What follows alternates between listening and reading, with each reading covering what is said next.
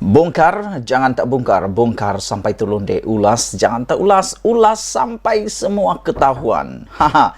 Petang ini aku nak cakap tentang salah seorang peserta.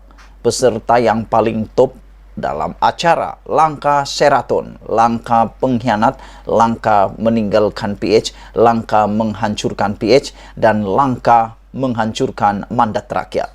Peserta yang ini memang peserta yang paling luar biasa. 2 kali pindah selepas keluar daripada PKR. Pindah ke Bersatu dan akhirnya pindah pula ke satu lagi parti dan telah pun berebut pula puncak kuasa di sana, yaitu kuasa menjadi presiden.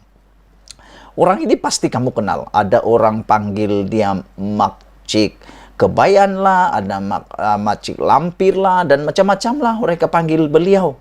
Aku tak tahulah kenapa mereka panggil beliau begitu, padahal pada pandangan wajahnya, pada pemerhatian aku, jauh sekali beliau bergelar seperti itu. Kerana, ialah, beliau ini memang agak cantik juga.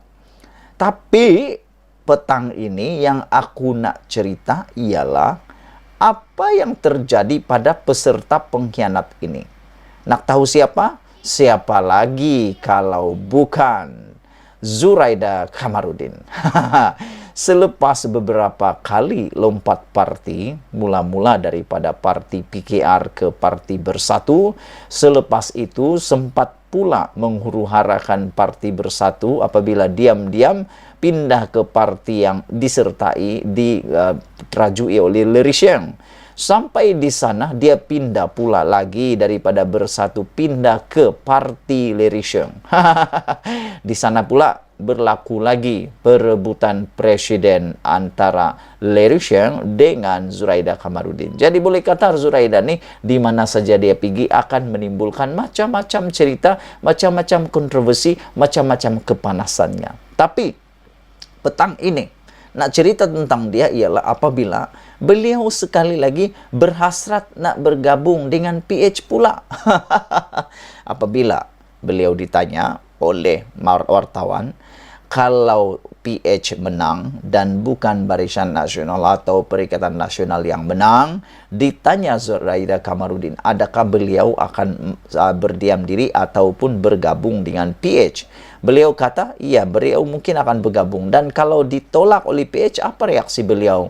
Yang menariknya, Zuraida kata dengan bergurau, dia kata, dia akan bawa hal itu ke mahkamah. Beliau akan pergi ke mahkamah. Walaupun dengan nada yang bergurau, namun terlintas di pikiran aku, adakah Zuraida menyesal atau benar-benar mau bawa ke mahkamah? Adakah Zuraida benar-benar sanggup bersatu semula dengan PH? Dan adakah Zuraida sebenarnya mencari apa? Aku pun tak tahu sangatlah apa yang Zuraida sangat nak cari sangat. Dulu di PH sudah ada jawatan. Dulu di Perikatan Nasional pun sudah ada jawatan sebagai menteri. Tapi masih lagi pula pindah. Aku tak tahulah dia nak apa dan apa perjuangan dia sebenarnya. Kalau PH menang dan tolak saya akan pergi mahkamah, kata Zuraida. Ini satu gurauan yang memang kalau aku rasa memang menyakitkan hati untuk para penyokong dan akar umbi Pakatan Harapan. Presiden pengganti Parti Bangsa Malaysia PBM, Zuraida Kamarudin mendedahkan hasratnya untuk bergabung dengan mana-mana pihak yang menang dalam pilihan raya umum PRU. Masalahnya, aku nak bagi tahu kepada Makcik Zuraida Kamarudin ni, aku nak tanya, anda yakin sangatkah yang anda akan menang kali ini sehingga yakin pula nak bergabung dengan orang? Aku fikir boleh katalah 80% karier politik Zuraida sebenarnya sudah terkubur apabila beliau tersilap langkah menyertai langkah Sheraton, lepas tu pindah dari Bersatu pindah pula ke parti PBM. Tidak kira pihak mana termasuk Pakatan Harapan, kata Zuraida. Zuraida berkata tindakan itu akan diambil demi peruntukan kerajaan untuk pengundi kawasannya. Tahu pula Zuraida mau minta peruntukan untuk kerajaan. Dulu sudah berada dalam Pakatan Harapan, kenapa pula nak menjatuhkan kerajaan Pakatan Harapan? Kan di Pakatan Harapan Anda sudah jadi kerajaan, peruntukan sudah ada. Apa yang nak ditinggalkan pula kerajaan? Pergi pula pembangkang. Aduh, pening kepala aku. Tapi tak apalah, tak kisahlah, kata Zuraida. Tak kisahlah siapapun jadi kerajaan. Katanya ketika ditanya bagaimana jika PH membentuk kerajaan lagi selepas PRU. Sementara itu ditanya kemungkinan PH memberikan jawatan negatif pada Zuraida. Zuraida berkata dia akan membawa perkara itu ke mahkamah. Dia tak boleh beri reaksi negatif sebab saya ahli parlimen yang diundi oleh rakyat Malaysia, katanya. Dia tak boleh tolak saya, kata Zuraida. Kalau dia tolak saya akan pergi ke mahkamah nanti, katanya bergurau ketika diwawancara Malaysia Kini. Bekas pemimpin PKR yang berpaling tadah itu bagaimanapun tidak menjelaskan butiran lanjut tindakan undang-undang yang akan diterukainya. Zuraida pernah menjawat jawatan naib presiden PKR sebelum mengalihkan sokongan kepada kerajaan baru BN Bersatu yang dipimpin oleh Muhyiddin Yassin ketika langkah Sheraton. Zuraida akan mempertahankan kerusi Ampang yang dimenangi ketika menggunakan lambang PKR dalam pilihan raya umum lalu dalam pertembungan 9 penjuru. Wow, ini betul-betul hebat. Pertembungan 9 penjuru di Ampang. Kita tengok nanti siapa yang kena cedok. Jangan lupa tinggalkan komen Anda. Bongkar, jangan tak bongkar. Bongkar sampai terlonde. Ulas, jangan tak ulas. Ulas sampai semua orang tahu. Kita jumpa lagi. Bye-bye.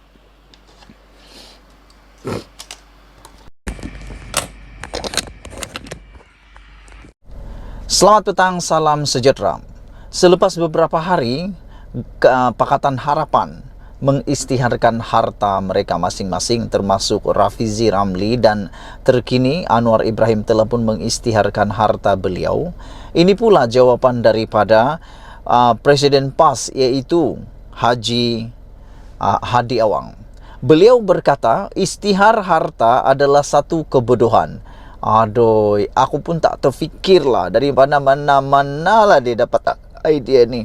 Semua rakyat sebenarnya mahu tahu berapa aset kekayaan ahli-ahli parlimen maupun ahli-ahli politik, supaya nanti tidaklah berlaku penyelewengan dan sebagainya. Tapi aku tak tahulah dari mana idea Hadi dapat ini, Presiden PAS ini dapat idea mengatakan bahawa isytihar harta adalah satu kebodohan. Jom kita tengok dululah. Presiden PAS iaitu Abdul Hadi Awang hari ini melihat syarat PKR supaya calon yang mengisytiharkan harta sebagai satu kebodohan. Yang aku rasa bukan mengisytiharkan harta itu yang bodoh, tapi yang menyembunyikan harta, yang tak nak orang tahu berapa harta dia, yang mencuri harta, hartanya curian, itulah yang bodoh. Yang mengisytiharkan harta, aku rasa itu bukan satu perkara yang bodoh, tapi itu namanya ketelusan, kesanggupan untuk memberitahu kepada semua pengundi bahawa itulah status keuangannya. Nanti kita tahulah kalau tiba-tiba dia jadi melampau kaya, kedapatanlah dia sakau duit.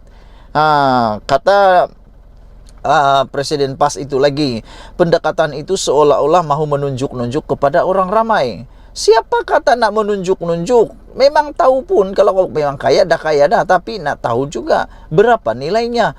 Sekarang Hadi kenapa kata perbuatan itu pula satu kebodohan? Adakah mempunyai uang yang banyak? Aku tak tahulah. Kita tunggulah nanti.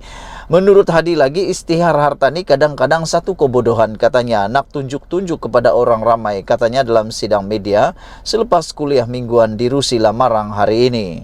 Abdul Hadi juga berkata demikian ketika diminta mengulas sejauh mana parti itu, iaitu PAS, akan turut sama mengikuti langkah PKR dalam pengisytiharan harta. Aku tak tahulah dengan seorang pemimpin ini. Mengapalah beliau kata pengisytiharan harta itu satu kebodohan. Aku fikir itu bukan kebodohan lah, tapi itu satu ketelusan dan keberanian. Timbalan Presiden PKR Rafizi Ramli dilapor berkata, setiap calon parti hadapi RU 15 perlu berbuat demikian, iaitu mengisytiharkan harta bagi memastikan standard yang lebih tinggi untuk pilihan raya pada masa akan datang. Langkah itu juga dikatakan akan menimbulkan keyakinan orang ramai terhadap pilihan raya dan institusi yang mereka berkhidmat sekiranya calon itu mula memegang jawatan. Aku setuju dengan apa yang dikata oleh Rafizi Ramli, yaitu semua orang yang mahu bertanding mengikuti PRU maupun PRN perlu mengisytiharkan harta. Aku setuju dengan pendapat Rafizi Ramli kerana dengan adanya pengisytiharan harta ini kita tahu kedudukan sebenar kekayaan seorang itu. Nanti kalau dia memang kaya sedia, memang kita akan terima, tidak yang akan menghalang. Tapi yang menghairankan kalau tiba-tiba lepas dia jadi ahli parlimen atau ahli Dewan Undangan Negeri melampau tiba-tiba kayanya, nah bolehlah dibanding dan kita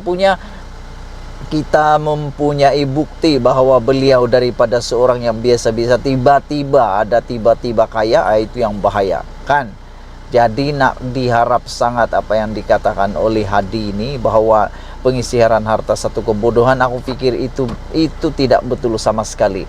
Yang bodoh tu ialah yang takut nak mengisytiharkan harta, bukan yang tak mengisytiharkan harta. Aku rasa ini satu terbalik lah. Terbalik. Kerana pengisytiharan harta adalah satu tindakan yang aku fikir satu ketelusan, amanah dan bertanggung jawab. Tak apalah, lepas ini apa kata kalau kita pakat yang tak nak mengisytiharkan harta, itulah yang takut kedapatan ada duit yang mungkin tidak dikenakan cukai. Mungkin orang-orang yang tak mahu isytihar harta tu, dia ada harta yang mungkin tersembunyi, yang takut nak dibayar cukai, takut nanti LHDN terhidu, nanti dikejar pula. Nah, adakah itu sebabnya mereka tak nak mengisytiharkan cukai? Sebab mungkinkah mereka takut dihidu oleh LHDN, disuruh pula bayar cukai? Mungkin itu kan. Baiklah, apa pendapat kamu semua? Jangan lupa tinggalkan komen di dalam ruangan komen. Apa pendapat kamu tentang apa yang dikatakan oleh Hadi, yaitu pengisytiharan harta adalah satu kebodohan? Sebelum kita berpisah, jangan lupa tinggalkan komen Anda. Kita jumpa lagi. Bye-bye.